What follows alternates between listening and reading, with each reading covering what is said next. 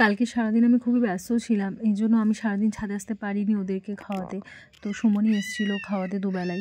আর এই এসে কালকে আমাকে রাতে বলেছিলো এই বড়ো বাচ্চাগুলোর মধ্যে এই যে এই বাচ্চাটার গলায় একটু ঘা মতো হয়েছে, তো ও দুবেলাই পর্যাপ্ত পরিমাণ এখানে হলুদ দিয়েছে, কারণ অনেকেই বলেছে যে অ্যান্টিসেপটিক হলুদ, অ্যান্টিসেপটিক হয় আর হলুদটা খুব ভালো কাজ করে এইসব ক্ষেত্রে। তো যাই হোক, আর ছোটো বাচ্চাগুলোর মধ্যে বলেছিলো একটা বাচ্চা খুব রুগ্ন হয়ে আছে। তো সকালে যখন ছাদে এসেছিলো খাওয়ানোর জন্য তখন দেখেছে একটা বাচ্চা অলরেডি ছোটোগুলোর মধ্যে মারা গেছে, তো তাকে সরিয়ে দেওয়া হয়েছে।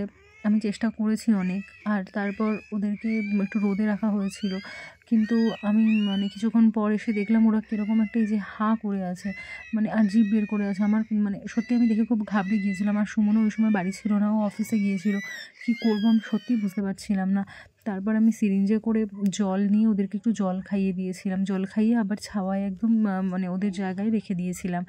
আর এই বড় বাচ্চাগুলোর মধ্যে যে বাচ্চাটা ওই গলায় ঘা হওয়ার জন্য ভীষণ কাঁদছিল, আলাদা রেখেছিলাম ওকে, দেখলে প্রথমেই, কিন্তু এত পরিমাণ কাঁদছিল না, কন্টিনিউ 1.5 ঘন্টা 2 ঘন্টা যে আলাদা রাখা হয়েছিল, ও চিৎকার করে ফাটিয়ে দিয়েছে, এত পরিমাণ কান্না করছিল।